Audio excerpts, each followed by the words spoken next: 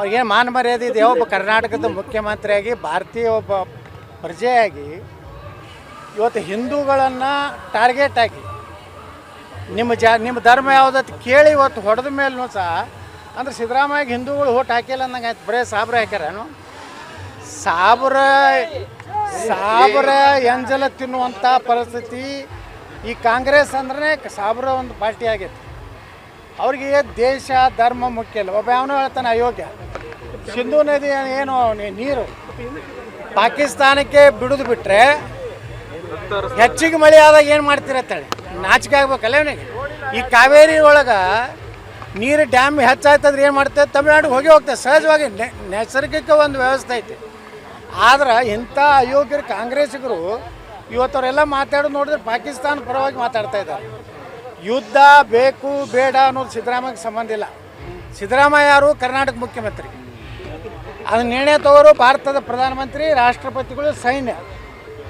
ಎಷ್ಟು ಪಾಕಿಸ್ತಾನದ ಮೇಲೆ ದಾಳಿ ಮಾಡಬೇಕು ಅನ್ನೋಂಥ ನಿರ್ಣಯ ಪ್ರಧಾನಮಂತ್ರಿಗಳು ಮಾಡ್ತಾರೆ.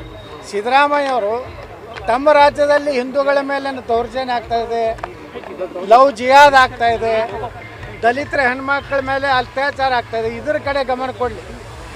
ಆತ್ಮೀಯ H16 ನ್ಯೂಸ್ ಅರ್ಥಾತ್ ಹೇ ಸಿದ್ದರಾಮಯ್ಯಗೆ ಸ್ವಾಗತ. ನಾನು ನಿಮ್ಮವ MI ಅಥವಾ ಮಲ್ಲಪ್ಪ ಜ್ಯೋತವರು. ಆತ್ಮೀಯರೇ, ವಿಶೇಷವಾಗಿ ಮತ್ತೊಮ್ಮೆ ನಮ್ಮ ಯತ್ನಾಳರವರು ಒಳ್ಳೆಯ ಸಂದರ್ಭನ ಆಯ್ಕೆ ಮಾಡಿಕೊಂಡು ತಾವು ಇನ್ನಷ್ಟು BJP ಸಮೀಪ ಆಗುವಂಥ ಪ್ರಯತ್ನ ಮಾಡ್ತಿದ್ದಾರೇನೋ ಅನ್ನುವಂಥ ಮಾತು ಕೇಳಿ ಬರ್ತಾ ಇದೆ. ವಿಶೇಷವಾಗಿ ಈ ನಮ್ಮ ಸಿದ್ದರಾಮಯ್ಯನವರು ಯಾವುದೋ ಕ್ಷಣದಲ್ಲಿ ಒಂದಿಷ್ಟು ಇಂಟರ್ವ್ಯೂನಲ್ಲೇ ಒಂದಿಷ್ಟು ಮಾತಾಡಿದರು. ನಾವು ಯುದ್ಧ ಪರ ಅಲ್ಲ, ಶಾಂತಿ ಇರಬೇಕು, ಅವರಿಗೆ ಭದ್ರತೆ ಕೊಡಬೇಕು ಅನ್ನೋಂಥ ಮಾತನ್ನು ಮಾತಾಡಿದ್ದಾರೆ. ಯುದ್ಧ ಪರ ಅಲ್ಲ ಅಂದ್ರೆ ಯುದ್ಧ ಬೇಕಾಗಿಲ್ಲ, ಆ ರೀತಿಯಲ್ಲಿ ಮಾತಾಡಿದ್ದಾರೆ ಅವರು. ಆ ಮಾತು ವೈರಲ್ ಆದ ತಕ್ಷಣ ವಿಶೇಷವಾಗಿ ಹಿಂದೂ ಪರ ಇದ್ದಂತಹ, ಅದರಲ್ಲೂ BJP ಪರ ಇದ್ದಂತಹ ಈ ಎಲ್ಲ ಜನರು ಇವರು ಯುದ್ಧ ಬೇಡ ಅಂತ ಹೇಳ್ತಿದ್ದಾರೆ, ಇವರು ದೇಶ ವಿರೋಧಿ ಅನ್ನುವಂಗೆ ಮತ್ತೇನು ಅನ್ನೋಂಗೆ. ಅದರಲ್ಲೂ ನಮ್ಮ ಬಸವಗೌಡ ಪಾಟೀಲ್ ಯತ್ನಾಳರಂತೆ ಹಿಗ್ಗ ಮುಗ್ಗ ಅವ್ರನ್ನ ಏನಪ್ಪ ಅಂದ್ರೆ ಹೂರ್ಣ ಜಡಿಸ್ತಾ ಇದ್ದಾರೆ.